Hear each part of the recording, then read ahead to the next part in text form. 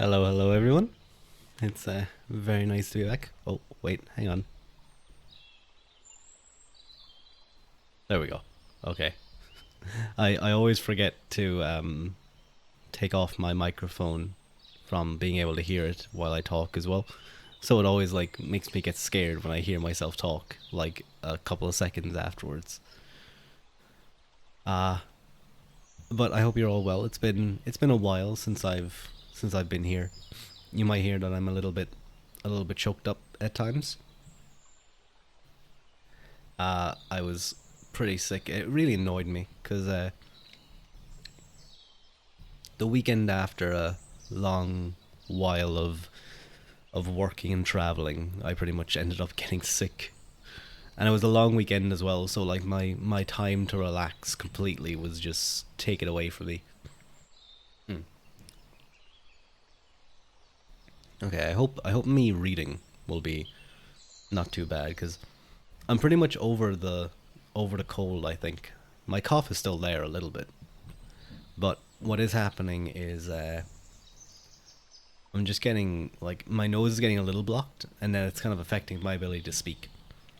So I'm kind of having to stop every now and again. It's very annoying. So hopefully this goes well. I will try and not you know ooh, I will try and not cough into the mic. I'll keep my finger on the mute button as best I can. But I meant to start at around 12 today. Well, I meant to start a lot earlier. But hello, what's up? What's up?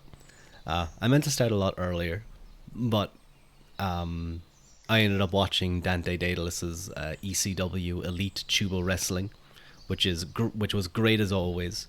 Some amazing wrestling matches, and I intended then afterwards to stream at around 12, but there was some loud people outside, and that's kind of the typical situation when it comes to the weekend. You'll get people walking past and they're shouting and roaring and uh, having the crack, I suppose. But it can definitely get a little annoying because you're worried that people will be picked up on the mic.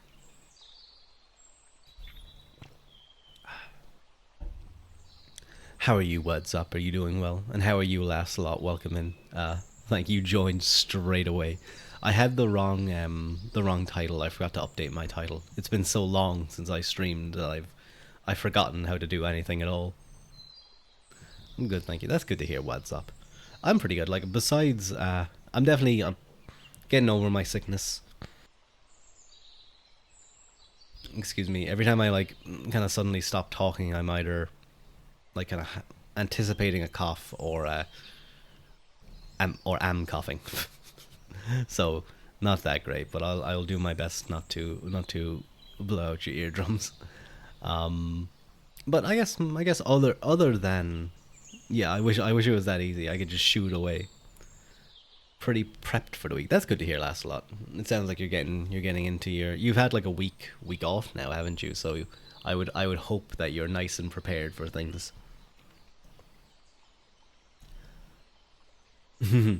I thankfully had a pretty easy week. I won't lie. The long weekend, and then like I wasn't really doing too much over the week. And then I also had a very fun event. I can't say what, but it was just a nice fun event. And then I was out for dinner with family, so that was a nice, lovely night out. But other than that, I have just been relaxing, watching VTubers, and keeping on top of various things, doing some reading of my own of myself of my own, and enjoying getting to wear a suit. It's always nice whenever you get to wear a suit. It's always a nice time. God, 2 seconds.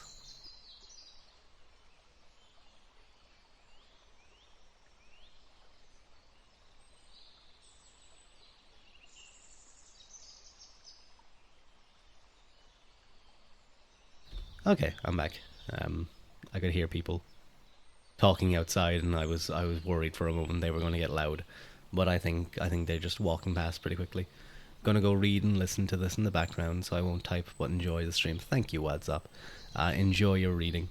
I hope whatever it is, it's enjoyable. We're going to be reading ourselves in a little bit, or at least I'm going to attempt to read a little bit because hopefully my like stuffy voice isn't too bad. Uh, yeah, so I think we might as well get straight into the book. So we're going to be reading something that's a little different.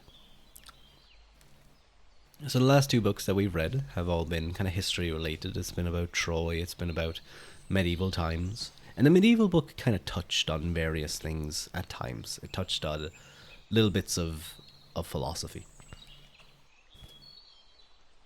But now we're going to get into a proper philosophy book. And it's actually one that I read before, and I really enjoyed it. And I think what I really liked about it was it was relatively easy and simple language to understand. At times, there were other times where they would give an explanation and the example, and you'd still be left very confused. But it's an area that is very interesting, and it's particularly a particular area that I definitely find fascinating. It is the philosophy of mind. Now, this is a beginner's guide by a man by the name of Edward Fesser. Edward Fesser is a uh, Thomist philosopher, so in the tradition of Thomas Aquinas. But he does do, in my opinion, a very good job of outlining the kind of two main strands of modern philosophy of mind. And of course, all these two main strands, Descartes' dualism and I guess what we will just call kind of the naturalist or materialist perspective of the mind. He does a great job of detailing their various developments and the arguments for and against. And I really enjoyed it when I went through it, so I hope you guys will too. If there's any moments that I'm able to interject and try and either add a little bit more or expand on topics, I will. But I suppose we may as well get right into it. Hopefully, I don't cough. I have some water right next to me to make sure I'm nice and good. So, let me just make sure something very quickly.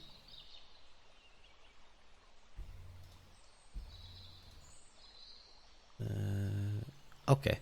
Yeah, I think we're all good. So, I hope you all enjoy this book reading. Sit back and relax. Either fall asleep or do some work, whatever, or engage and listen. And I do hope it is interesting because I love this type of stuff. Things to do, anything to do with philosophy, really. So I hope you all enjoy. Philosophy of Mind, A Beginner's Guide, Edward Fesser. Preface and Acknowledgements. Can science explain consciousness?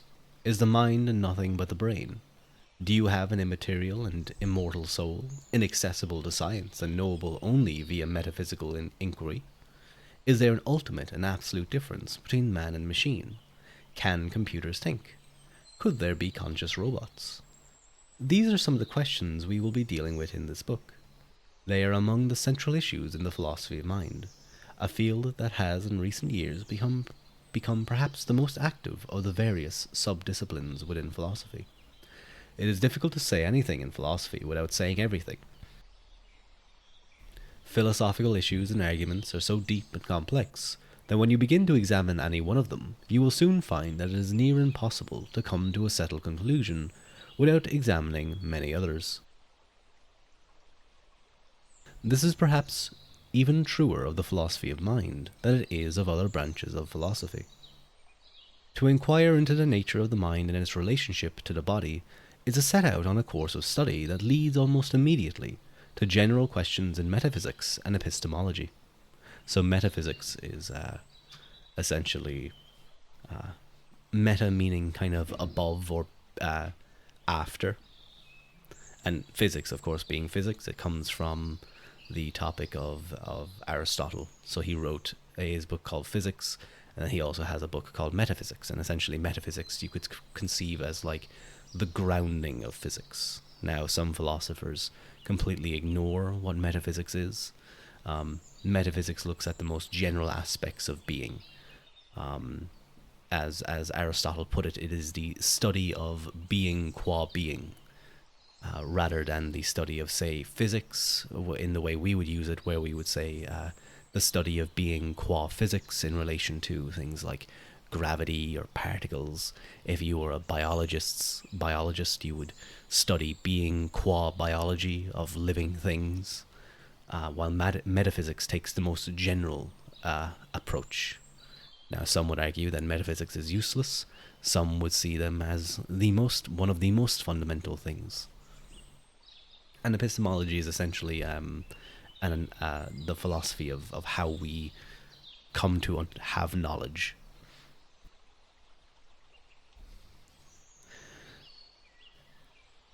Immediately to general questions in metaphysics and epistemology, and eventually even to topics in the philosophy of language, the philosophy of science, and the philosophy of religion.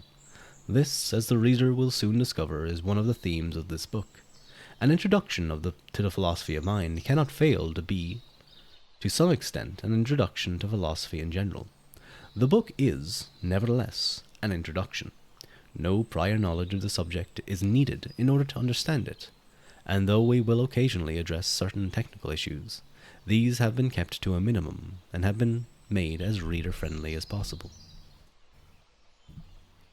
I made it a little darker. I hope it's a little nice. Another theme of the book is the continuing relevance and power of... Excuse me.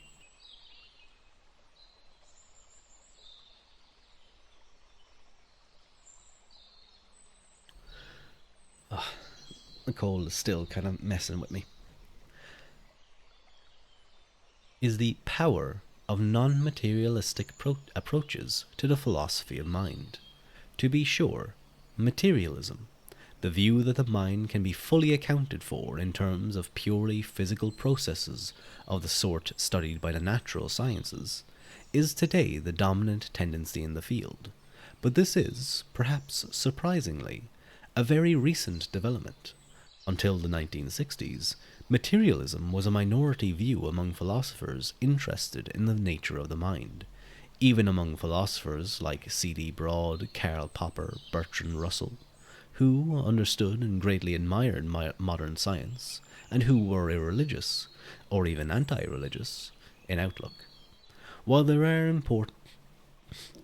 important and challenging philosophical arguments in favour of materialism, there are also equally important and challenging arguments against that view, and in fact, arguments of the latter sort are the ones that most philosophers, for most of the history of philosophy, have found the most convincing. So what he said there, that materialism is a view that the mind can be fully accounted for in terms of the purely physical processes of the sort studied by the natural sciences. That's kind of the follow-through of what a materialist would believe, I guess. Because materialism, I guess one could be a materialist of the mind, but might be maybe a non-materialist, a realist in some aspect, in other ways, or an idealist, I should say. But typically, if one is a materialist,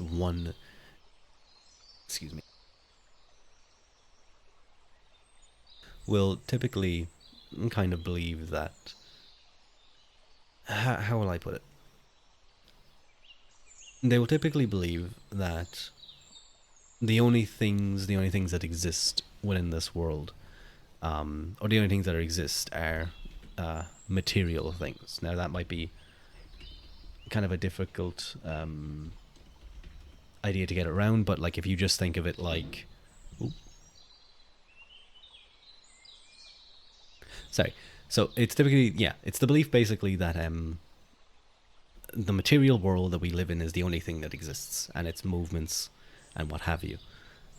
In contrast to this, you might have someone like Plato who believes in an immaterial world of forms. Any kind of religion that has a heaven that is above material reality would be opposed to materialism, for example.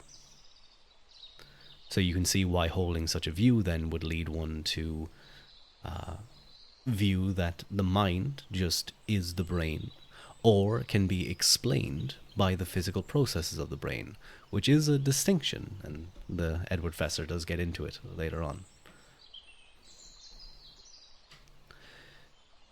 It is possible, of course, that the majority view in the history of the subject was erroneous, and that the current orthodox approach is the right one. But it is also possible that the historically dominant view was correct, and that contemporary philosophers have made a mistake in departing from it. Philosophy, in any case, is not about believing what is fashionable, but about discovering what is true. It is crucial, then, if one is properly to understand the philosophy of mind, that one can be as familiar with the chief arguments of the anti-materialist side as one is with the arguments for materialism. This book, accordingly, aims to provide a solid introduction both to the traditional arguments against materialism and to the contemporary arguments in favor of it. This is all the more important given that even today, critics of materialism constitute a large and influential minority position within the field.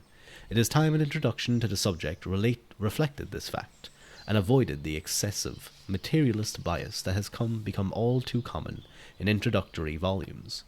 I have tried to be fair to both sides, and I hope the reader will find that I have succeeded. It is hard to see how anyone could write an introduction to the philosophy of mind without first having thought the subject. There is no better way to find out how best to make difficult ideas as clear as possible than to try out different approaches on students and see what works. I thank the many students to whom I've taught the subject over the years, their feedback and enthusiasm, and especially the students. So this is just a period where he thanks people. So we will move straight on now then to Chapter 1, Perception. Let me take a quick drink.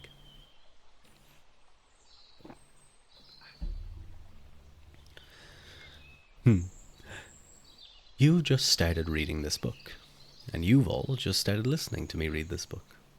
Or so you think. But are you certain that you're really reading it? How do you know you're not merely dreaming that you're reading a book, or having a vivid hallucination? How do you know you're not in fact trapped in an extremely sophisticated virtual reality computer program, like the characters in the film The Matrix? Perhaps you're tempted at this point to stop reading, or stop listening, convinced that such questions are frivolous, suitable maybe for late-night sessions over a few beers, but not for a book of serious philosophy, which is what you've hoped you'd bought. Yet there was no more serious a philosopher than René Descartes, 1596 to 1650, the very father of modern philosophy, as he is widely known.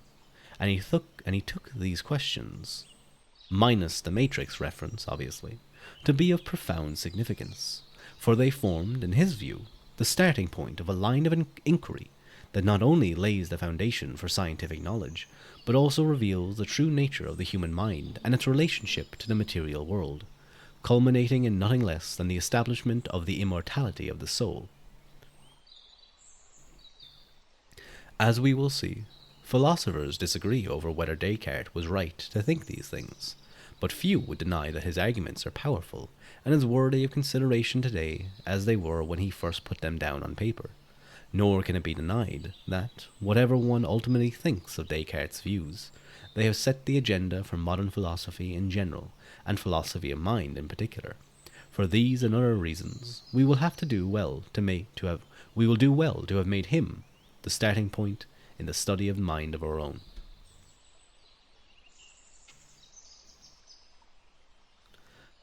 So, your curiosity now piqued, let's return to this question that Descartes thought had such deep implications. How do you know you're really reading this book? Dreams, demons, and brains in vats. No doubt your first inclination is to say it's just obvious that you're reading it, since, after all, you can see it in your hands, feel its pages, smell the ink, and hear your fingers slide across the paper. Or perhaps you can hear my voice, see me bouncing up and down. Were you so inclined, you could also be able to taste the chemicals in the paper and the ink. I am not going to eat my book. And I'm not too sure how you guys could taste me. I'm not, never mind. In any case, your reason for believing that you're reading the book is that you're having just the sorts of experiences you'd expect to have while reading. Your senses tell you you're reading the book.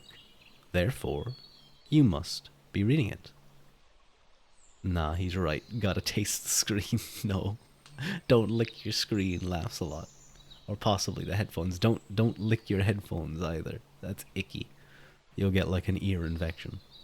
And if you do lick it, please like wipe the screens down. There is a problem with this answer, which can be seen by comparison with the following example. Suppose Fred tells you that there will be a party at Ethel's house this Saturday, and that you know Fred to be a very frequent and very convincing liar. Sometimes he tells the truth, but very often, even when the subject matter is trivial, he does not. In either case, his demeanor is exactly the same, and it always appears very sincere. Given that Fred is your only source for this information, do you have strong grounds for believing that there will indeed be a party at Ethel's this Saturday? Surely not. You just don't know for certain, because your only evidence for this belief, Fred's word, with all its evident sincerity, would be exactly the same whether there really will be a party or not. We are, it seems, in exactly the sort of situation with regard to our senses. They tell us things all the time, and their way of telling us is very convincing. Seeing is believing, as the saying goes, for it is hardest to doubt something precisely when it seems to be there right before your eyes. Yet, for all that, there are well-known cases where what our experiences tell us is real is not real at all. You may have had the experience of being chased by a knife-wielding murderer, your heart pounding and a scream welling up in your throat. Terrified, you reflected on how much it all seemed like a nightmare, but being so vivid, it couldn't be. And then, just as the knife was set to plunge into you, you woke up. You thought your senses were telling you that your life was in imminent danger, but you were wrong. In fact, you couldn't have been more safe, snug as a bug as you were in bed, asleep and dreaming. But if your experiences could, in dreams, deceive you in a matter so momentous, why not in a matter as trivial as reading a book? Indeed, you know that they very often do deceive you in trivial matters, in every humdrum, murder-free dream you have. So how can you be sure you're not dreaming right now? But this is too vivid a dream, you might reply. Yet, as I've already hinted, a dream can sometimes be so vivid that the person having it explicitly thinks, during the dream, that it isn't a dream. Perhaps this is one of those dreams. Besides, how do you know reality is always more vivid than a dream? On the basis of your memory of past dreams? But how do you know you aren't just dreaming, that you're remembering those past dreams correctly? A similar problem afflicts any appeal to how one's dreams normally are, in black and white, say. For how can you be sure those memories are accurate? And why couldn't this just be your first dream in color? There's a first time for everything, after all. Nor will an appeal to evidence on the nature of dreams from psychology textbooks and the like help. Maybe you're just having false dream memories that you've ever read such books. In fact, it seems any evidence you could appeal to, or any test you could perform to prove you're not dreaming, for example, pinching yourself, is evidence or a test. You might just be dreaming. Is evidence or a test you might just be dreaming you're appealing to. The bottom line is this. There's nothing in the nature of your experiences themselves that can tell you one way or the other whether they are waking or dreaming, in which case experience by itself cannot tell you whether what you're experiencing right now and at any time you consider it or you consult it is real. Nor are the dreams the only basis for this disquieting conclusion. It is widely known that our experiences in all their varieties, visual, auditory, tactile, gustatory, and olfactory, depend on processes within our brains. When, for example, you see a lemon, this is a result of light reflected from the lemon striking your retinas, which causes signals to be sent via your optic nerve to more central processing centers in the brain, where neural activity ultimately gives rise to your visual experience of the lemon. But if that is the natural way in which the experience of a lemon is produced, it is easy to see how such an experience might, in principle, be artificially produced. A neurosurgeon could simply stimulate directly the portion of your brain that causes the experience. By bypassing the processes in the optic nerve, etc. By bypassing the processes in the optic nerve that would normally trigger events there. Indeed, neuroscientists are even now capable of producing very simple sensations. A flash of red in one's visual field, say, or the smell of lilacs, by such stimulation. If that is possible, it would also seem to be possible for the entire stream of one's conscious life to be produced artificially. We can imagine that neuroscientists might hook up someone's brain to a massive virtual reality supercomputer, which stimulates the brain to have just the sorts of experiences that characterize normal everyday experience, or normal everyday existence. But then, how can you know that you yourself aren't at this very moment hooked up to such a computer?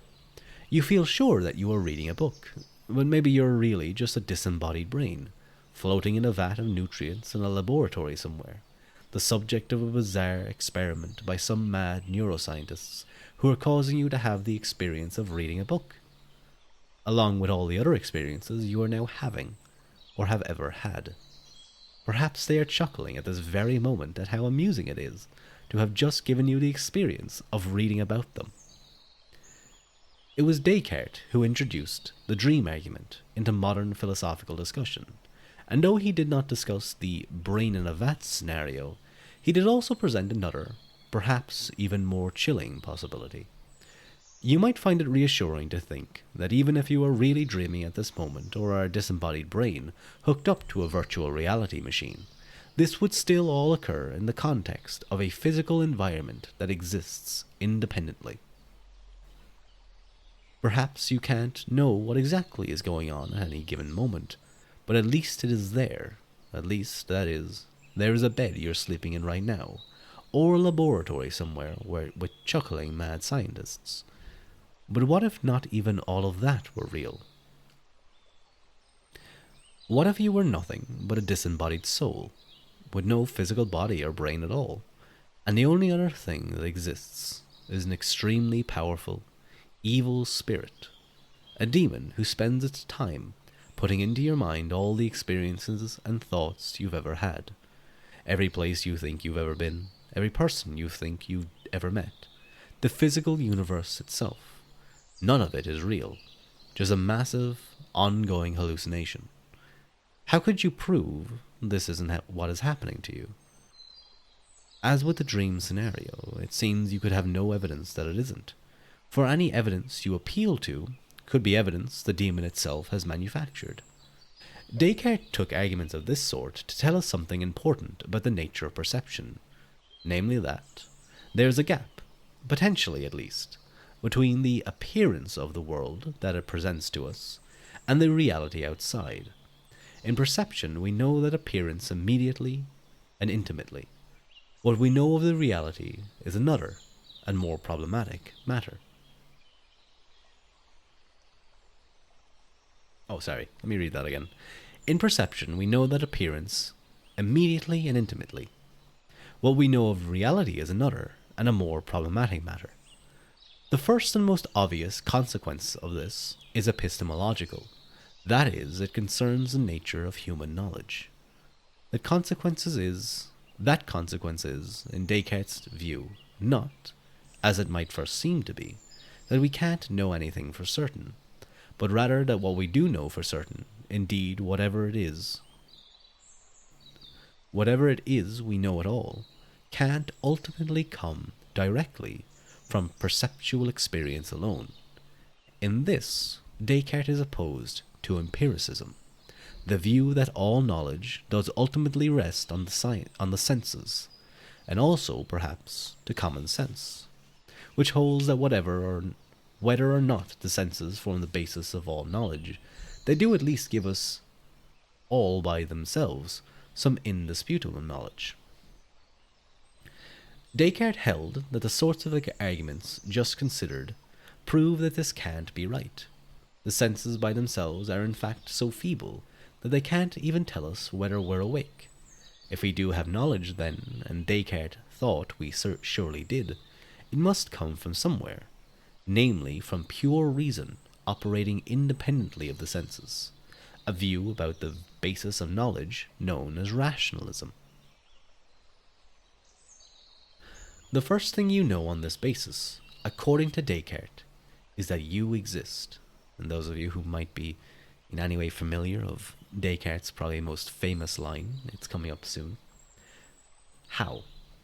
How do you know you exist? Well, even if you really are dreaming right now, are a brain in a vat, or the victim of a deceiving evil spirit, you must still exist in the first place in order to do the dreaming, or to be deceived. Indeed, if you're worrying about whether or not you're dreaming, whether there's such a demon, or whether you're even existing at all, you must exist in order to do the worrying. If you didn't exist at all, obviously you wouldn't be around to worry about the fact. So just to think about whether you exist is enough to prove that you do. Cogito ergo sum, as Descartes put it. I think, therefore I am. This famous argument, knowable without having to rely on the trustworthiness of the senses, is in Descartes' view the starting point of all knowledge and the absolute stopping point of all doubt. If you can know nothing else, you can at least know for certain that you are real. So far, so good. But is anything else real? In particular, is the physical universe you've always assumed existed outside your mind, the mundane world of tables, chairs, rocks, trees, other human beings, cats, dogs, and other animals, planets, stars, and galaxies, and VTubers. Is all that real too? Am I real, guys? Am I real? It might seem that if all your perceptual experiences could be false, then there just is and can be no way of knowing, to know that anything else exists. Perhaps nothing else does in fact exist. Not even an evil spirit or mad scientists. Perhaps you are the sole reality. Your perceptual experiences constituting nothing more than an indefinitely long hallucination, and the entire universe a figment of your imagination. This is called solipsism, the view that I alone exist. That reminds me of Germa, a joke that Germa made one time. He was I don't even remember what he was doing, but he was doing some wacky joke, and he was like, Leonardo, Da Vinci. No, it was like Michelangelo, Leonardo, Da Vinci. I remain as a performance artist. And the way he said it, like, I always laugh so much when he says Leonardo and Da Vinci, because the way he says it, it sounds like they're two different people. Because he goes like, Leonardo, Da Vinci. Oh, his way of talking is so good. Oh, I'm sorry, I probably sniffed into the mic. I'm sorry, guys. But I hope you guys enjoyed the first just 7 pages there. I think that's a really great introduction into the types of questions to be asking, the way to think about things, questioning one's own senses, and some of the issues that we immediately get into when we start to try to wrap our heads around things. I particularly like the point that, like, anything you can point to, that you can be like, well, yeah, look, I'm clearly this thing is real, or clearly I am thinking, and this is the real world that I'm experiencing, is, well, you could possibly be imagining that. So ultimately, it's a self defeating point. So you have to delve deeper into it. So, and to get back in, just to bring it around, there was a point he made here. You must still exist in the first place in order to do the dreaming or to be deceived. I remember I one time read a kind of long discussion between multiple people about how they argue that the brain was simply, that or first person experience or first person's perspective, which is very important in this book. A lot of it is, we're going to be talking about objective versus subjective, but that or first person experience was simply a sort of an illusion that the brain plays to facilitate survival, that the genes decided on, or what have you. That it was found through evolutionary biology that having a first person's perspective in some fashion, or whatever the markers of it, at some point it just developed through random mutation, was an advantage for survival, and thus became something that slowly developed and became more and more complex through evolution and long, long, long periods of time. But even if you hold that view, and there was a lot more to it, but one of the main points against it was, like, even if you do hold the view that the brain is in some way casting an illusion, or, well, not casting, it's not, your brain isn't like a little wizard, it doesn't have like a little wizard hat in your skull being like, I will trick myself. But that's essentially what was being argued, that one is tricking oneself. But, well, the brain is sort of creating a figment of self perception. But to deceive, to have an illusion work, there must first be a perspective. There must first be a perspective for which to be illusioned, to be tricked. So the argument, very similar to this, and I'm sure it's really just the same arguments rehashed, it kind of comes back to this point. I think I remember it because the guy who, like, was kind of making the argument was like, it's so obvious that, like, these topics in the philosophy of mind are just simple. He was very dismissive of it, so it was very interesting to read people much more learned than me. A little brain with a wizard hat is the exact emote I need. There's a couple of wizard VTubers that I enjoy. Manasong is one. He's kind of a lewd guy. I won't lie. Um, oh God, I'm getting a little snippy. And then Merly. Oh God, what's his second name? Merly Azoth. He's another wizard VTuber. Very nice guy. I love Merly's voice, is so great for a wizard. It just really fits. Indirect realism. Descartes himself was no solipsist. He was a staunch realist who firmly believed that the world of external, objective, physical objects exists, and that, even given arguments of the dreaming and evil spirit sort, we really can, through our senses, know the world. But he also thought that the arguments show that we don't know it directly. What we do know directly are the contents of our own mind, the rich stream of experiences that constitute everyday conscious life. The physical world that is represented by those experiences, not mad scientists or demons, is indeed what normally causes us to have them, but the experiences themselves are all we have immediate access to. It is as if we are watching images on a television screen, without being able directly to observe the ultimate source of the images. We might suppose that what we're seeing is a live broadcast of astronauts inside a space shuttle orbiting the Earth. And we may well be right, but it's at least possible that what we're really seeing is a recording of events that occurred earlier. actors on a soundstage in Hollywood, and some clever special effects, or even an entirely computer generated image.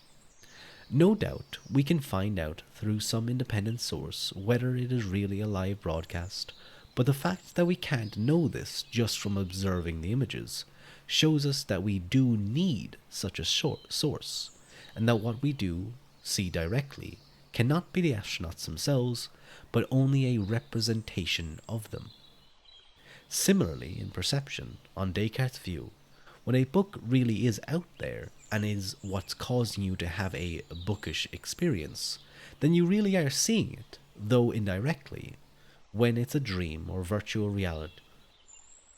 When it's a dream or virtual reality device or demon causing the experience, you're not seeing it at all. Either way, what you see directly is never the book itself, but only a perceptual representation of the book. So you can, if you guys think about how maybe like the eye works, where you guys know the eye flips the image in some way, doesn't it? It like flips it upside down, and then the processes in going through the optic nerve and stuff orientates it correctly, and then the brain processes everything. But ultimately what you're only seeing is you're seeing the output, everything that you guys watching me bouncing up and down or hearing my voice, that is the output of your brain, essentially. Well, it is the output of something. And you can't be certain if what you're seeing is, well, what you see, the argument goes, is not directly what's happening, but only your representation of what is out there. So Descartes argues that the world is real, that we do experience the things, but we don't do it directly. We do it indirectly through our representations of the world. This view, that all we are ever immediately aware of is the veil of perceptions that constitutes our conscious experiences, or known variously as indirect realism, representative realism, or causal realism. Realism, because it holds that there really is a physical world existing outside of our minds. Indirect, representative, or causal, because it holds that we know that world only directly through our own direct awareness of the perceptual representations that the world causes us to have, via its impact on our sensory organs. A long line of famous philosophers, including empiricists like John Locke and Bertrand Russell, and otherwise in disagreement with Descartes over the latter's rationalism, have held this view, usually on the basis of examples less bizarre than the ones we've considered thus far. One such example would be hallucinations, which can seem indistinguishable from the normal perceptual experiences, which present us with a reliable picture of the external world. That is, experiences which are, as philosophers say, veridical. Let me just make sure I'm pronouncing that word correctly, because it's one of those things that you do, when you're reading a book and you kind of pronounce it in your head.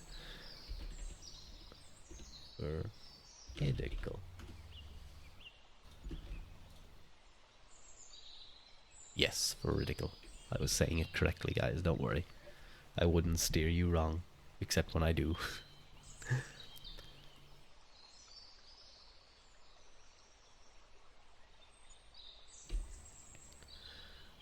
One such example would be hallucinations, which can seem indistinguishable from the normal perceptual experiences which present us with a reliable picture of the external world. That is, experiences which are, as philosophers say, veridical. The hallucination of a dagger in one's hand could be as vivid as really seeing and feeling it there. There might be nothing in the experiences themselves that tells you whether they are trustworthy, and this supports the notion that whether one is directly aware of, in the one case, must be the same sort of thing as what one is directly aware of in the other, since otherwise there would plausibly be some difference in the intrinsic character of the experiences. But in the case of hallucinations, it obviously can't be an external physical object, that one is directly aware of. So neither can an external physical object be what one is directly aware of in the case of a veridical perceptual experience. That is when our experiences give a reliable view of the world. But then what one is directly aware of must be something else, a perceptual representation in the mind.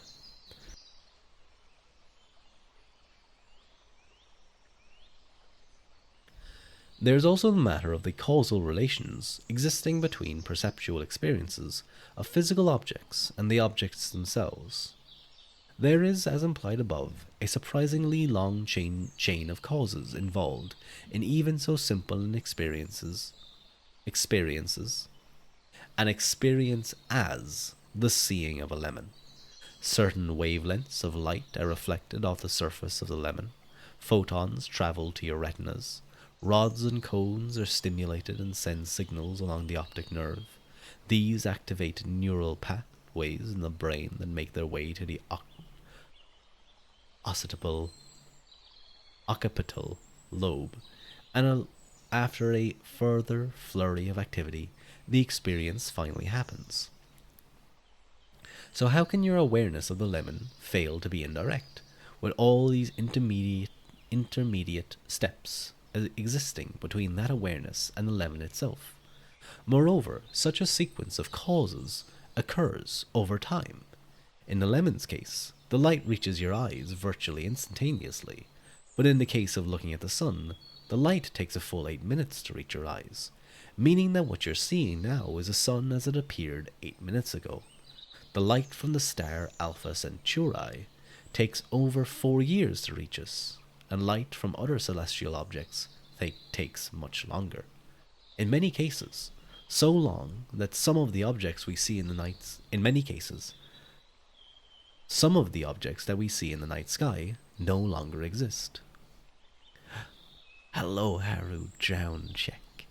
How's my Tamagotchi? Your Tamagotchi's doing a lot better than he was at the end of the last stream. Thankfully, I'm still a little sick, but thank you for the drown check. Drown check.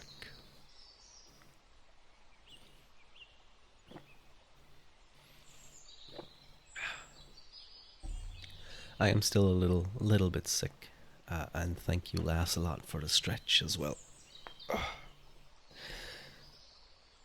I'm going to enjoy getting back to gin soon. That's great to hear. Thank you, Haru.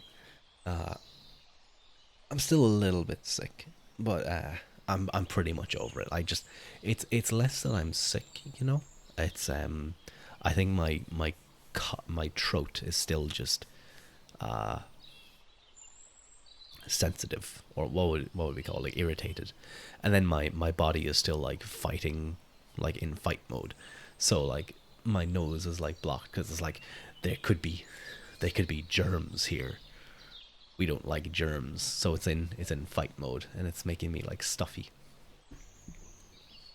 I hope you recover soon. Thank you, Haru. Oh, actually, doing the deep voice there reminded me. Me and a couple of my friends. No, nobody likes some germs. No, germs are lame. Well, the ones that make you sick. But that reminds me, a group of my friends, my VTuber friends, were doing some. We're just chilling in a. We were just chilling in a Discord chat, and somehow we started talking about Yu-Gi-Oh, and then we ended up doing the voice, like acting out, or just reading the script of the first episode of Yu-Gi-Oh. Each doing voices. So I did Yami, the Egyptian guy that Yugi turns into when he's like being a badass. But if you guys would like to watch, so it's me, Diamandis, Hanbun. Who else was it? Sorry, me, Diamandis, Hanbun, Slushy Water, and Sun Albionus. Sun Albionus he was doing Joey, and It was so good. It was so silly. It's very funny because we're not taking it too seriously. We didn't even know we were being recorded. Hanbun only tells us that we're being recorded at the very end. But that's the link to it. So you guys should, if you guys want to look at it sometime. I think I'll probably post it on Twitter or something. But it was just a lot of fun because we were kind of just goofing around, and and then like some of us were doing like sound effects as well. So like you had people doing narrations, and then Dia, whenever like someone lost health points or life points, he was doing a little like. It was so good. It's pretty long though. It's like half an hour, or it's just under half an hour. It he missed Hanbun missed the first like couple of minutes, so we actually came in like in pretty close time, I think. But it was pretty fun. I don't speak for a while. I think. Let me check. I don't come in until like yeah, because I'm kind of just sitting in the back. I'm just like reacting to them for a while, but it doesn't. I don't come in until like 9 minutes or something. Yeah, it's like 9 or 10 minutes when I come in. It was. It's probably funnier when we were doing it ourselves. But to be fair, it is just silly because we're being goofy little guys, you know. We're just being fun and silly. We're just having a good time. But it was completely impromptu as well. Somehow we got onto the topic of Yu-Gi-Oh, and then like someone pulled it up and we just went for it. I was even thinking at the start, I was like, "Oh God, this is so bad. This is so terrible. We're gonna stop doing this in like 2 minutes," and then we just kept going. Um, it was so good. But yeah, I'll probably link it on Twitter later, so if people want to go watch it, they can. But how are you, Haru? Have you been well as well? I hope so. I'm kind of expanding, extending that stretch redeem. There we go. Yar. Do it. Yeah. So you guys can throw it on in the background and be like, these guys are idiots. Then Gucci as always. That's good to hear, Haru. Like for example, I was doing like there's one moment where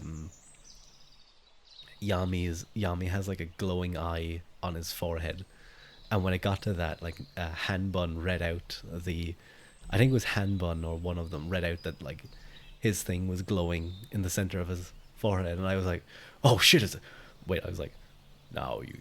Oh fuck, it's like a sniper. Guys, help me. I just dumb stuff like that. Um, I've won.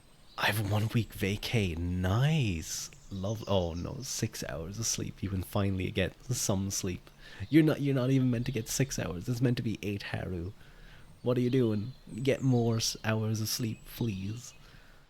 Or at least have one day where you get all of your like extra sleep.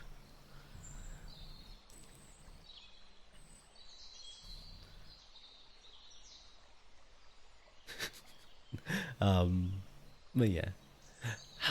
Oh, thank you so much for the first time chat. Kazfe, welcome in, welcome in. How are you? I hope you're doing well. We're just taking a little break from reading our book. Uh, I'd like to welcome you for joining us. My name is Rua Uaquilta. I am an Irish Fianna VTuber, half human, half Tuatha. Don't worry that I have no color.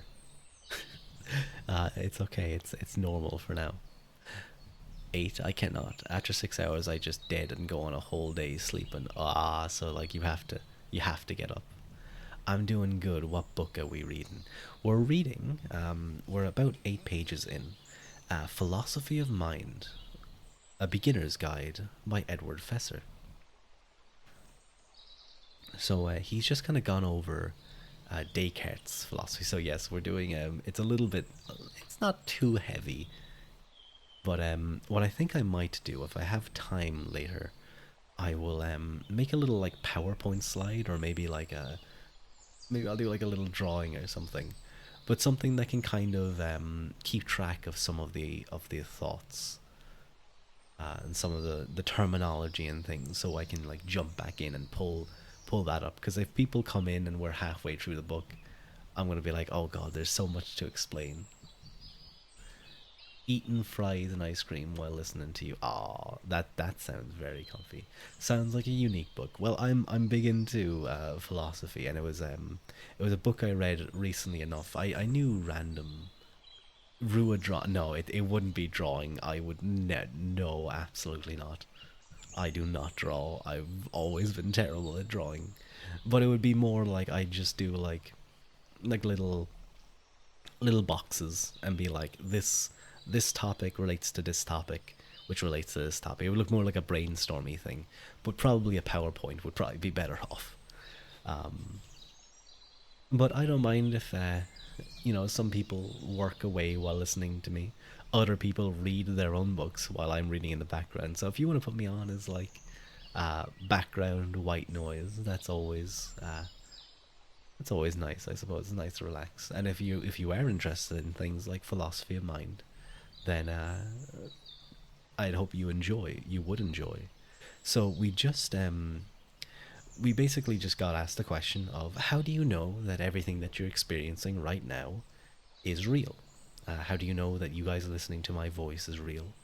Um, that you're not just dreaming it or hallucinating it? Or to go one step further, how do you know that, you're not a brain in a vat or you're hooked up to some supercomputer? Whenever you start stream, I'm somehow always eating. Well, I'm glad that I'm like a lunch break. What the fuck is that question? It gets even worse though, Haru, because everything that you point to, you say, well, I know what real dreams feel like. I've experienced dreams before. But there's some issues with that. One, sometimes dreams almost always feel extremely vivid. You don't even know within a dream that you're dreaming until you actually wake up. But the fact that you have memories of a dream, well, how do you know that you're not just simply, well, dreaming or imagining those memories or any memories that you have? Everything you point to, maybe you might point to, well, the fact that you're listening to my voice right now. You might say, well, I couldn't be dreaming about that. Well, that's the type of questions that we're looking at in this book. But everything you look at, everything you kind of can point to and be like, well, clearly, look, this thing proves that I'm not dreaming. That this is real. This is the real world. But in that case, anything that's external to you, you could simply be imagining. Some, Descartes, Rene Descartes, who was a philosopher, posited a possible demon who is implanting these memories in you.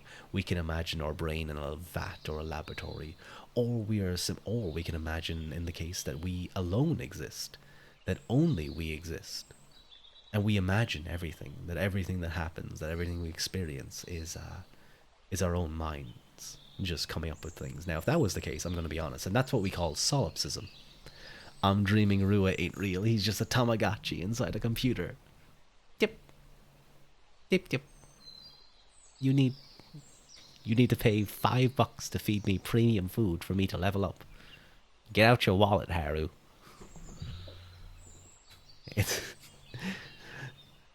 but I will say that if it turns out that solipsism is correct and I'm the only thing that exists and I'm imagining everything, why couldn't I have been Vox? Why couldn't I have imagined myself as Vox? Why did I have to come up with some random guy who got really popular? Why couldn't I have been Mista or something? Or better yet, why couldn't I have been like Gura? Been the most popular. Although then I'd be kind of lazy at the end. But I guess like when you're as popular as Gura and you're making fuck you money, there's a point that you can kind of just be like, yeah, I don't care anymore. Why couldn't I imagine myself getting a billion? A billion what? Foods, trucks, dollars, men, women. That'd be too many partners. There's no way you'd ever be able to do that. But yeah, that's kind of what the first chapter was, to be quite honest. But Rene Descartes does at least provide us something, Haru. Dollars, euros, men. Descartes does provide us something, Harry, and you don't worry, because you can be certain, at the very least, according to Descartes, that you exist. No, she said a billion, laughs a lot. You can be sure that you exist, because whether you're hallucinating, or whether you're dreaming, or in some illusion, or a brain in a vat experience something, for you to experience something at all, for you to worry about reality at all, you must exist. You have to exist to do the worrying, to consider, to question reality. The moment you start thinking about reality, well, that is proof that you exist. And that is where Descartes' phrase, I think, therefore I am, or cogito ergo sum, comes from. So that's kind of where we just were coming from. A billion pretty men inserts them. Ugh, I'm sorry. I just realized I made like a disgusting noise into the microphone. Ugh.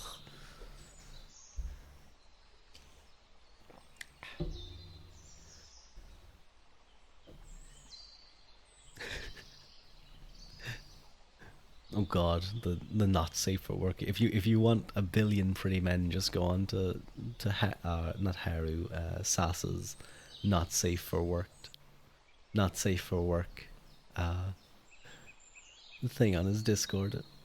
Tony and the others will provide you with everything you need.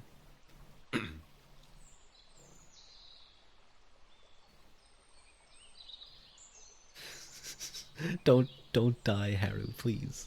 Don't die. There's been a long break from the book. I might get back to it in a moment or two.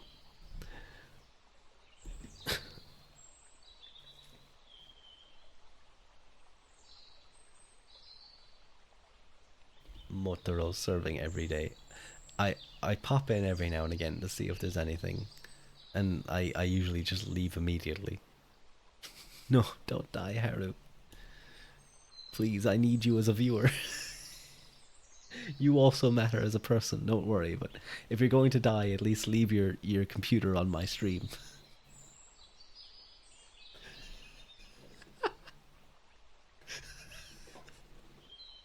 I'm sorry.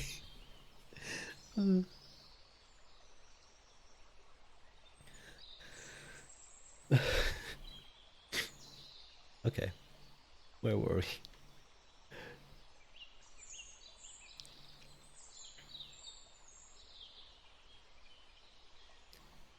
Okay, so, and just to quickly recap as well, we also then have Descartes argues he was a indirect realist.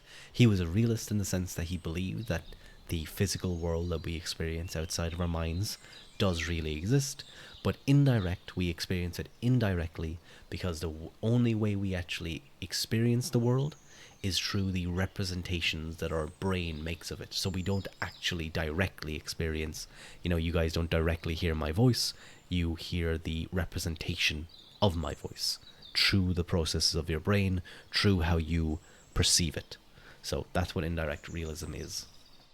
Just to quickly recap, I think I did a decent job. Let's get back to the book. These considerations regarding hallucination and causation arguably supply all by themselves, with no need for an appeal to bizarre suggestions about mad scientists or evil spirits, powerful support for the indirect realist view of perception. As the philosopher Howard Robinson has suggested, they are best combined into a single, simple, and powerful argument, which we can summarize thus. 1. By stimulating the brain so as artificially to produce a neural process that is normally associated with a certain veridical perceptual experience, or a perceptual experience from reality, occurring from actual reality, it is possible in principle to bring about a hallucination that is subjectively indistinguishable from that experience. 2. But if the immediate causes of veridical perceptual experiences and their hallucinatory counterparts are of the same sort, then these effects will be of the same sort as well. 3. In the case of hallucinations, the effect is obviously direct awareness, not of any external physical object, but rather of a subjective, mental, perceptual representation of an external object. So, in the case of actual veridical perceptual experiences of reality, too, what one is directly aware of must be a subjective perceptual representation. Again, this is not to deny that in veridical perceptions, you really do perceive external, objective, independently existing physical objects. It's just that you perceive them only indirectly, through your direct awareness of something subjective and mental. You do indeed really see the lemon, but only on the private television screen of your mind, just as you really see the astronauts, but only on the literal television set in your living rooms. So I'll do my best to read the book in such a way that it makes it easy to follow, so that like it's kind of point by point, because even reading these books can be a little tricky at times. If there's ever something people don't follow or understand, if you're particularly interested in following it, of course feel free to just ask. Oh, I just got a note that, oh, hang on, let me double check something real quick. Need to make sure that my ads should be off. I got some notification that an ad was gonna start, but I don't think so, because I have my ads off, so I think people are just getting pre-rolls. Okay, that's all good. So, skepticism. Even if this argument is correct, and it is very controversial, it would show at most only that we could be right in thinking that the external physical world of tables and chairs or other people exists, not that we are right. That we don't directly experience that world doesn't entail that we don't experience it at all, much less that it isn't real. But that doesn't prove that we do experience it, even indirectly either. So we still really haven't answered the question of how anyone who starts from where Descartes did can get beyond there, to a genuine knowledge of the existence of a world outside the mind. This brings us to a motivation that many philosophers have had for trying to avoid indirect realism, opting instead for a direct realist view, on which we have unmediated perceptual contact with physical reality. Indirect realism is widely thought threatens us with skepticism about the external world, if all we are ever directly aware of are our own perceptual representations. It seems that we can never have any grounds for believing that there is a world of physical objects beyond those representations. The indirect realist view, say its critics, so cuts us off from external reality that it seems we can never again get back in touch with it. It opens a door to skepticism that it cannot shut. That provides us with a good reason to try to find an alternative analysis of perception, one which doesn't have such skeptical implications. Welcome in, Kankuro. Hello. When you get emotes, I need a Chad touching the sides of his own face. What? like in a... I'm gonna need you to explain that one a little further. I think I have an idea. Is it like in pain trying to think? Or is it like... I have an idea of how it might be. It might be in the one where it's like the meme of the guy who's like in bliss. Oh no, how do you even describe it? He's like really happy. I can't think of the name. But welcome in, Kankuro. Thank you for joining us. For those of you who don't know, Kankuro King channel, Lonely Puppet Man VTuber, is a really great VTuber, and I would highly recommend you guys go check him out. Yeah, that's exactly the one I was thinking of. You put that in art. But yeah, I could see that being a pretty good emote, actually. Me doing that. For those of you who don't know, it's hang on,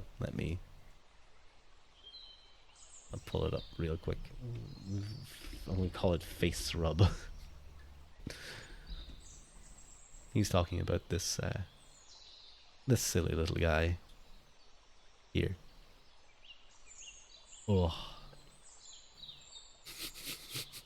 so dumb. Wait, hang on. Let me make it a little bit bigger. There we go.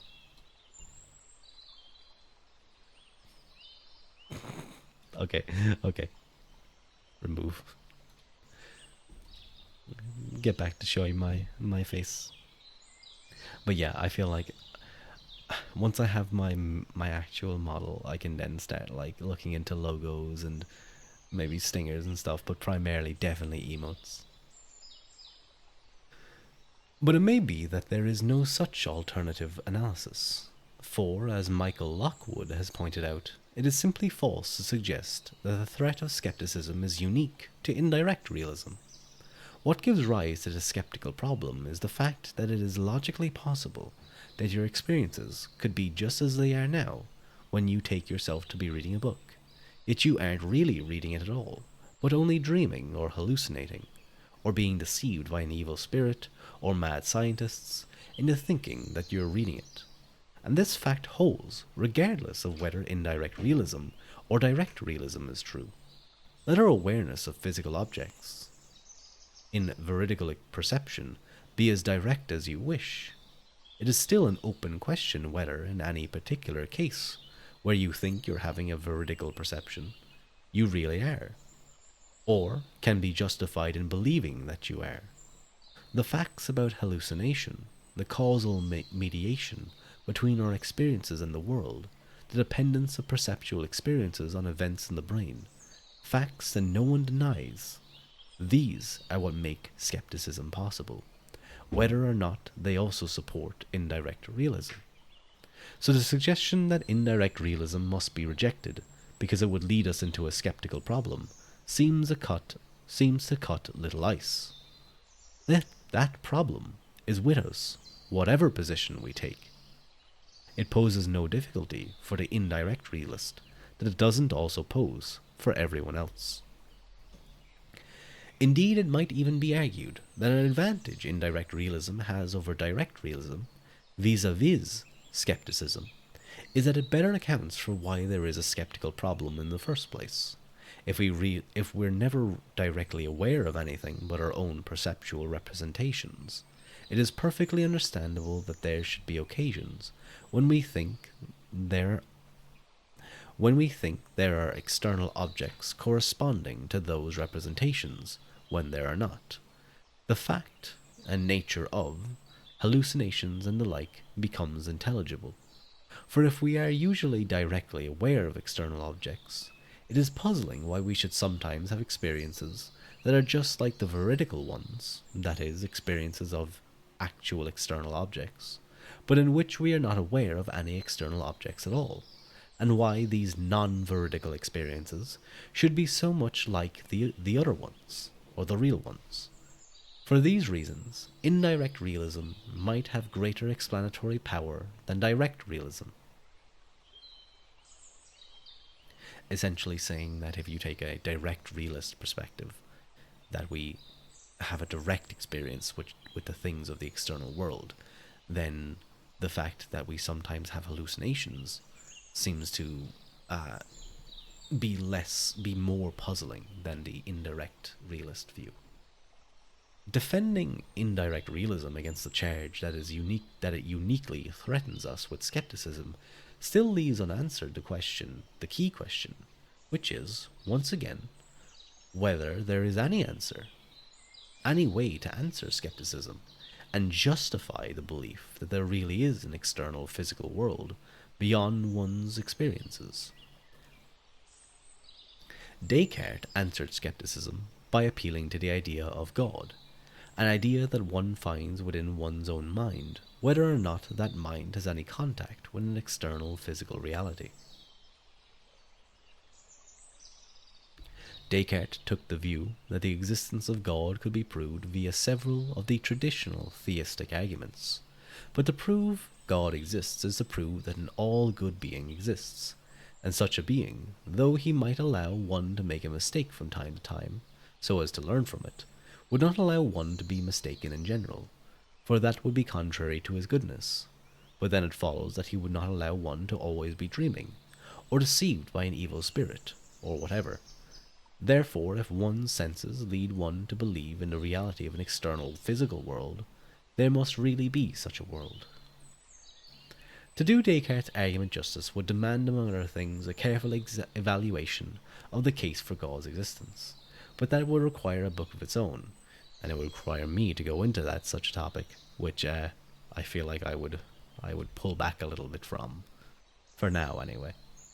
Moreover, it would clearly be philosophically more satisfying if one could answer skepticism without having to appeal to the existence of God, if only because it would enable us to sidestep an issue which may be as controversial as skepticism and indirect realism themselves.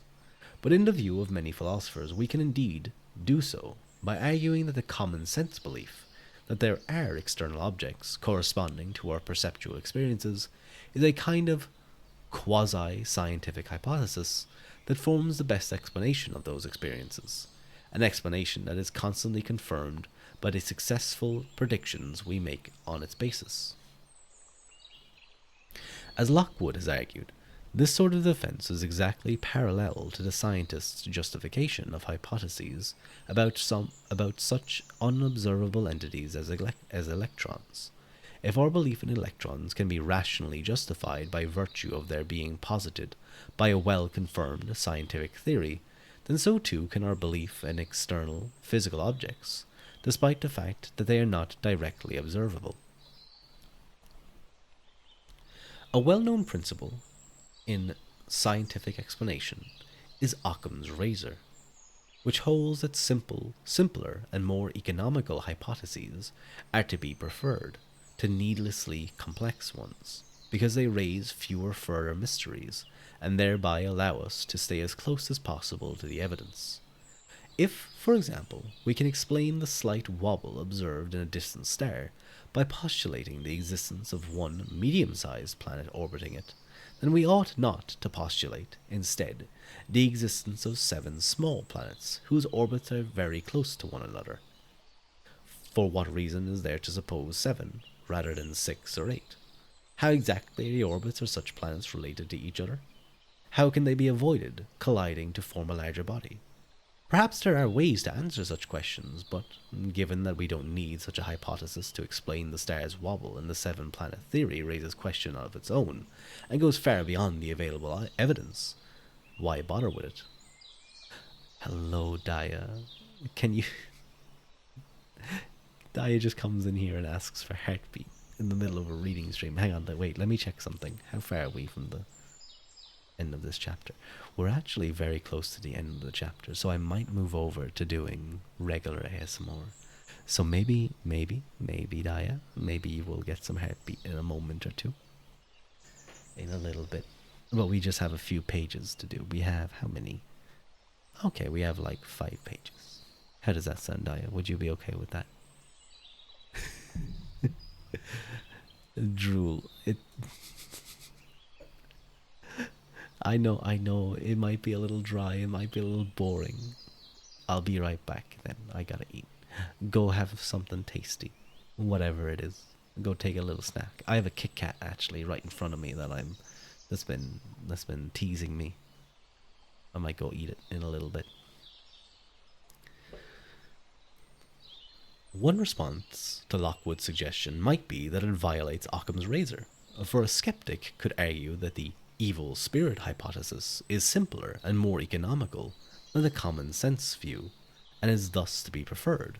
After all, unlike the common sense view, which posits an enormous number and variety of external physical objects, governed by complicated laws, the demon hypothesis postulates the existence of only one object, the demon itself, operating according to the simple principle of wanting to deceive. Eat the Kit Kat without snapping. I dare you. What, like chomp it? No, that's disgusting, Daya. I had a friend who would do that. He would eat chocolate bars, not by breaking off the squares, but by just like biting like halfway through the squares. It was sickening, disgusting.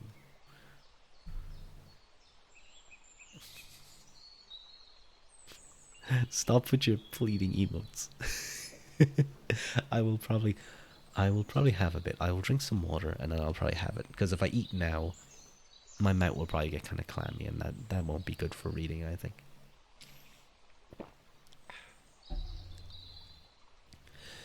However, as the physicist David Deutsch has argued, skeptical hypotheses like the brain in a vat and evil spirit scenario are actually more complicated than a common sense belief in an external physical world, not less, for they are parasitic on the latter belief. Even to form the hypothesis of a deceiving evil spirit, we first have to form the hypothesis of the existence of the common sense world of external physical objects governed by scientific laws, and then imagine that the demon is deceiving us into believing that the hypothesis is true. That requires that the demon be complex enough to do this successfully, which means supposing that it is complex enough to interact with us in a way that exactly parallels the world in the way a world really consisting of such objects would. But that would mean that this evil spirit would itself have to be at least as complex as a world of physical objects. Indeed, it means that such a spirit would be more complex, for it would need not only to have the for it would not only have to mimic that sort of world, but also be, as such a world would not, consciously aware that this is what it is doing, and thus being a thinking thing, which raises further questions about why it has the motives it does. Questions that would arise on the common sense view, so the evil science hypothesis really isn't as simple or economical as the common sense view after all, and Occam's razor should lead us to reject it in favor of the latter. I've got to head to bed, unfortunately, I'm wrecked. Very interesting book, though. It's okay, Daya. It's okay, Daya. And it's okay, Lancelot. Very interesting book, though. I'll have to tune in again for the next one. Absolutely. I find it fascinating personally, and I know some people might use it just for sleep or whatever, but I do think it's very interesting. Ooh, Kankuro, you you requested some trigger words. Okay, okay. Hold it a moment. So I'll be saying Diamandes. Don't do it, Kankuro. I swear to God. But we literally have what, one, two, three pages. Okay, 3 pages until the end of the chapter. That's it. Then I'm going to swap over to ASMR proper, and I'll drop my voice down. I'll make it a little softer, for example. And I might do some heartbeat for Daya and what have you. Okay? And I'll do the trigger words and stuff.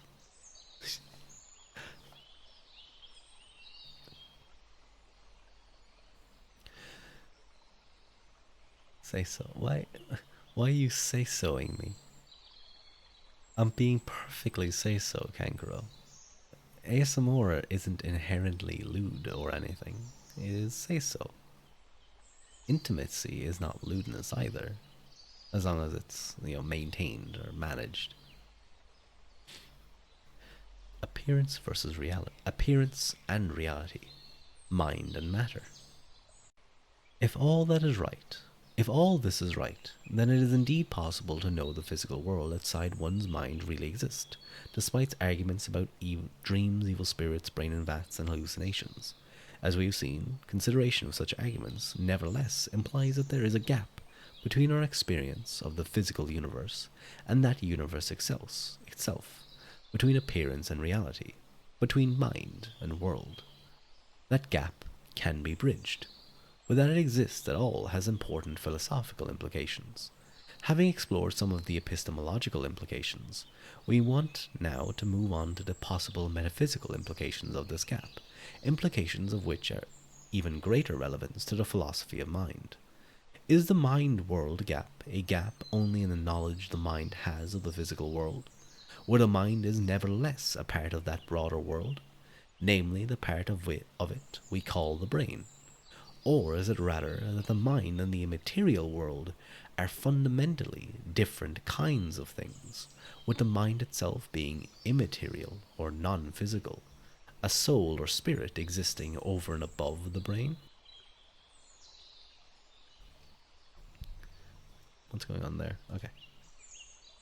The discussion thus far naturally leads to such musings. Consider some of the features of your mind as it contemplates the very questions we've been asking about it in this chapter. As you wonder whether the book you take yourself to be reading is real, you know that it certainly seems to be, precisely because of the experiences you have of it. The visual look of the colours on its cover and the ink on its pages, the feel of the paper and the smell of the chemicals in the ink and paper, and so on. These aspects of your sensations, the way things look, feel, smell, taste, and sound, are referred to by philosophers as qualia. So these aspects of sensations, and this is important, the way things look, feel, smell, taste, and sound, are referred to by philosophers as qualia, and appear to be features unique to the mind. A thermostat may register the information that the room has gotten cold and signal the heating system to come on, but surely, being just an assemblage of metal, plastic, and wires, it doesn't feel cold the way you do. Furthermore, these qualia, the constellation of visual images, sounds, tastes, feels, smells, and the like you are experiencing right now, form not a chaotic jumble cascading through your mind without rhyme or reason, but a coherent and unified picture of the world, of which you are consciously aware of, as such a picture of the world. Moreover, you can think rationally about this picture, and wonder whether it corresponds to any reality outside. And these thoughts, as well as the picture itself, have meaning or significance, representing the world as being a certain way. They have what philosophers call intentionality, the property of being directed at or about something, in the way that, say, pictures of cats or the word cat are about, means, or represents cats, rather than being about mere meaningless squiggles on ink or paint.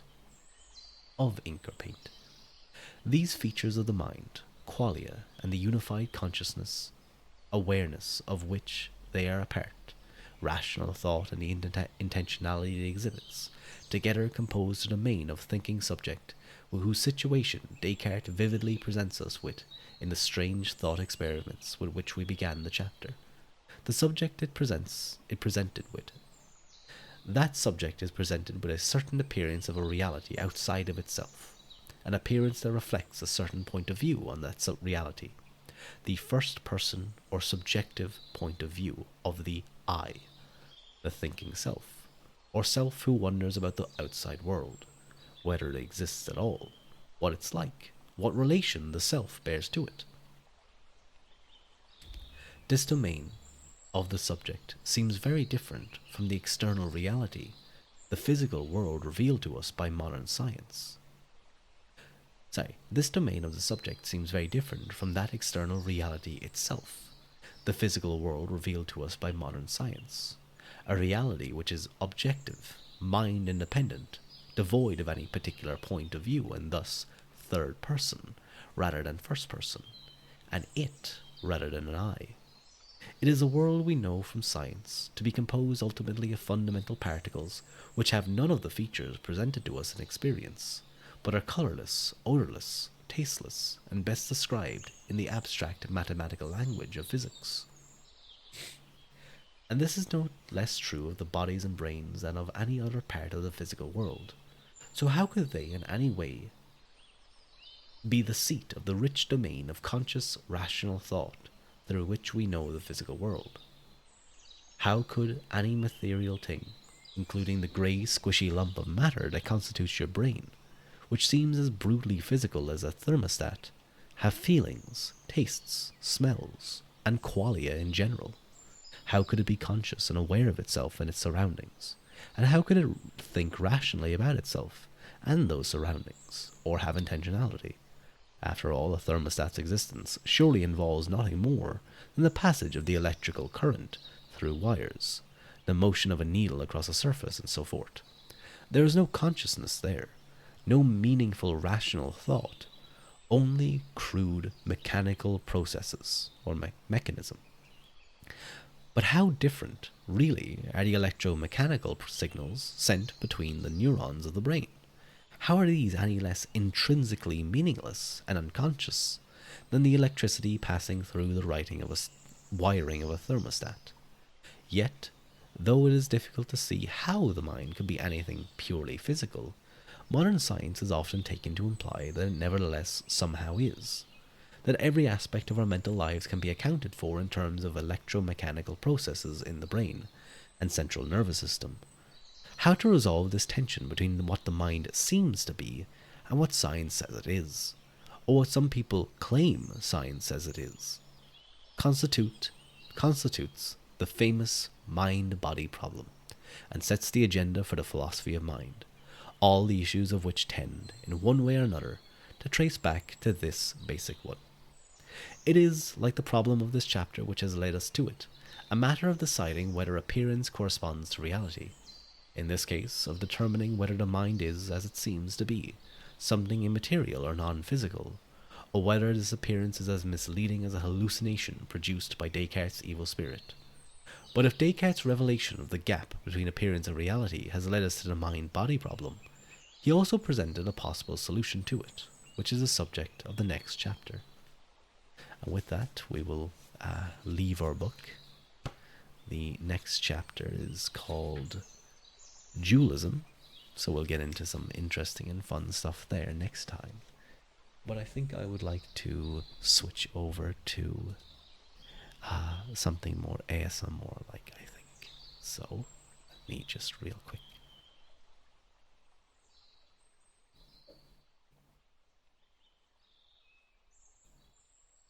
Okay.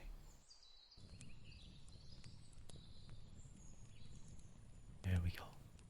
So,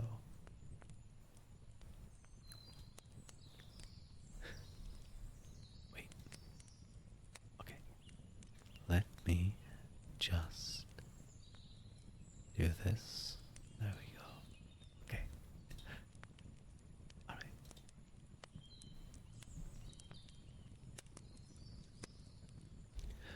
I'm going to take just 2 or 3 minutes to just chill out. Go get, refill my bottle of water. And then I will come back and do some ASMR, triggers and stuff. Touch you guys in a little bit. Just 2 minutes.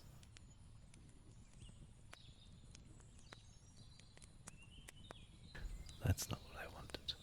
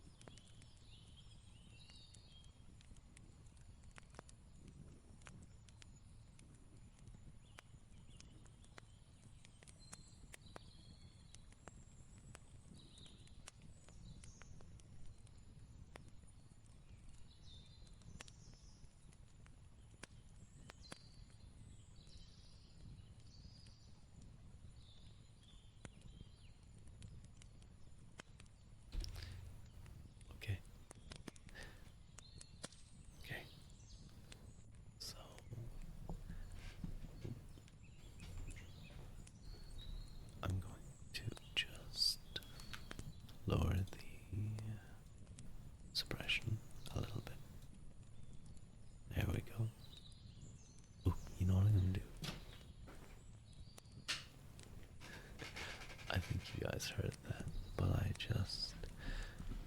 I just turned off the light, so now the only thing that's illuminating anything is my PC. It's atmospheric, I think. It's comfy and nice. But yeah, we're going to start, so I'm going to just edit stream. I'm gonna change the title to,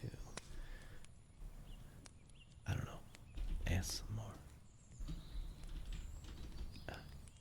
Comfy ASMR type.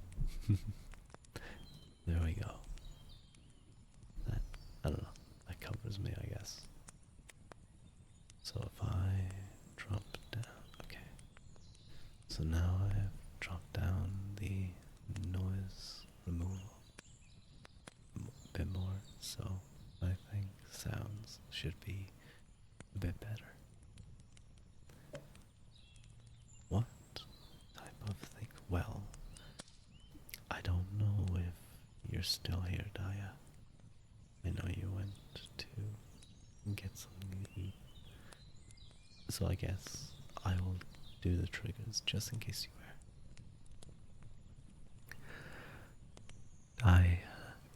Diamantes. Fuck, can't grow. The fact that you have the D's makes me think you're going to just make the most obvious joke, you know? But anyway, Diamantes. Diamantes. Oop. Diamantes. Diamantes.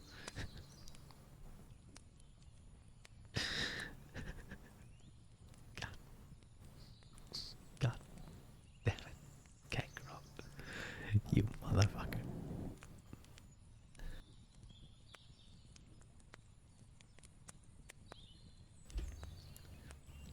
Ah, I should have known it was coming.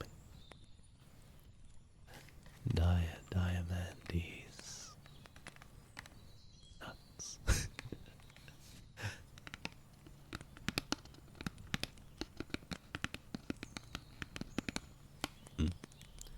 I like. Wait, hang on. Let me see how this sounds.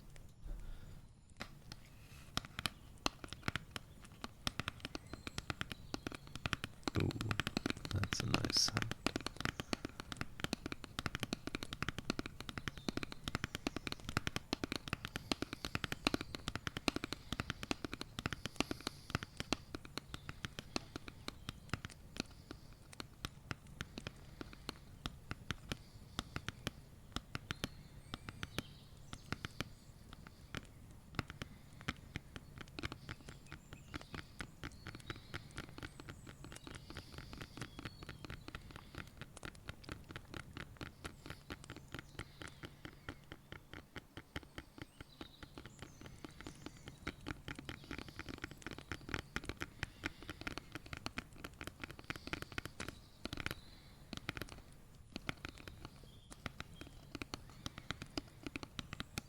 You know, ever since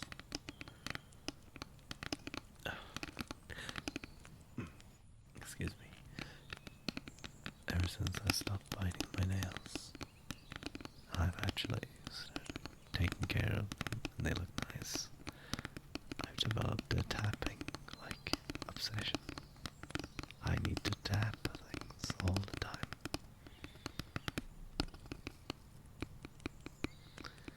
It's such a satisfying feeling.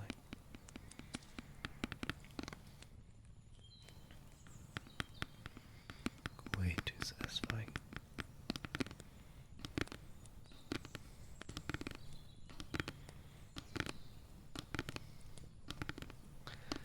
Daya. Daya. I don't think he's left. I think he's left. Oh. Oh, I'm going to cough.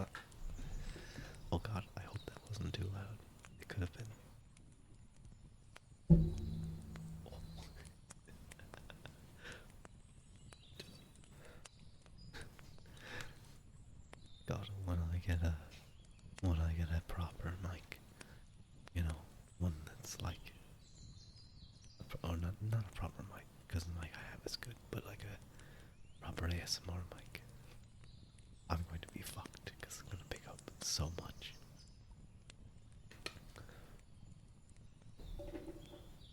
Is this the empty pen? It is not. Damn. Look at that.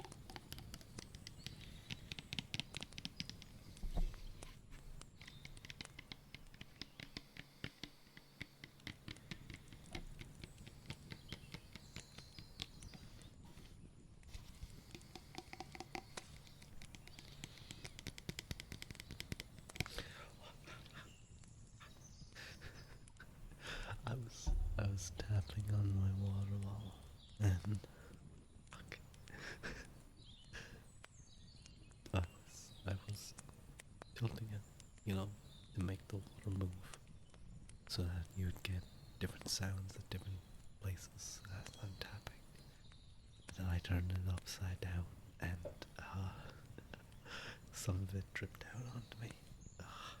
Damn it. Oh, that's okay, I guess. Gonna use. Wait, hang on.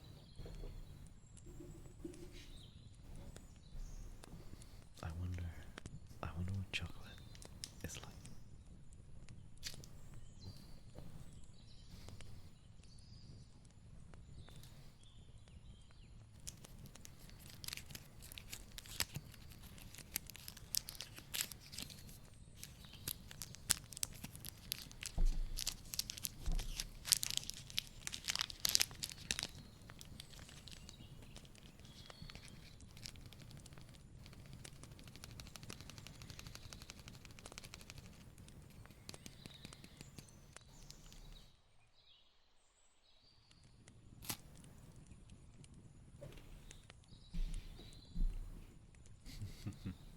Mm.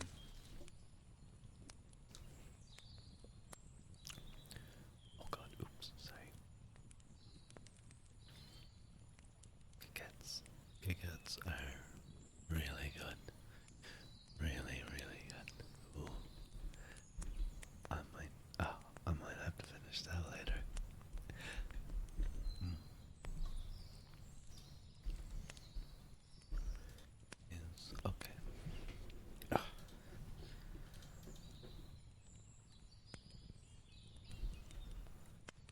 the, oh no, hang on. Okay. It is a certain time when uh, a lot of people, a lot of the bars close around this time in Ireland, and people get pushed out onto the streets. Now, that's not a big issue, but it is a couple of minutes later when they all start making their way home, and they start,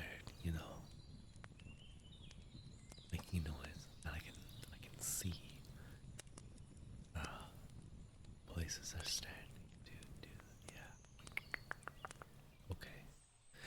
Give me a moment or two.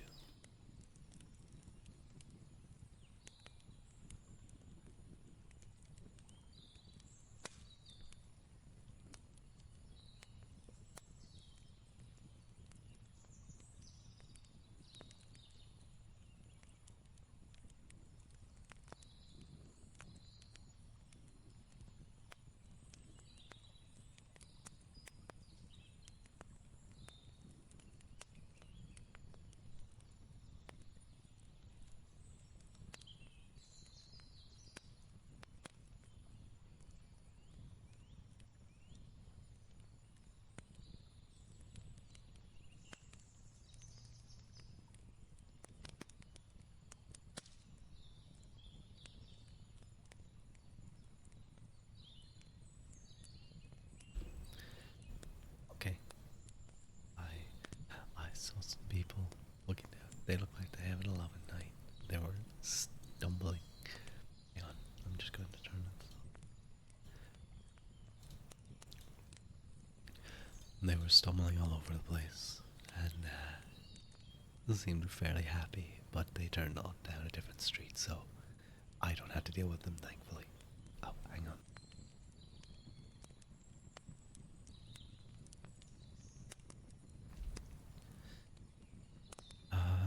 Hmm. It's getting kind of late here. It's almost, or it's gone 2 a.m. I should probably try and get to sleep soon. And I'm coming up on the 2 hour mark anyway on the stream, which I think will probably be a good point to end it. So, I think I think that's probably what I'll do in a moment. I wonder, is there anyone to raid? Let me check.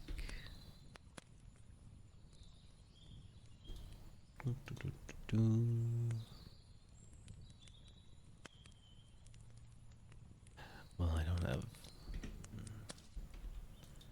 Do I need to worry about? No, I don't think I do. I think I can. Will I read Void? Or no? Who in my crew is currently on? Yeah, I think. Ooh, we'll read Kankuro. Yeah, I like the idea of reading Kankuro. Mm, mm.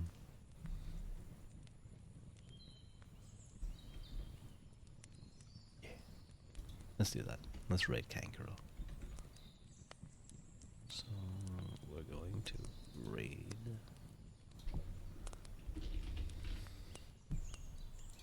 There we go. Or is there anyone?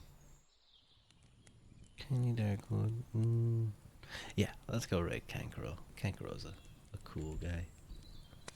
Very cool guy. Oops, I forgot to turn this off. Which is probably a good sample for me to, or example for me to.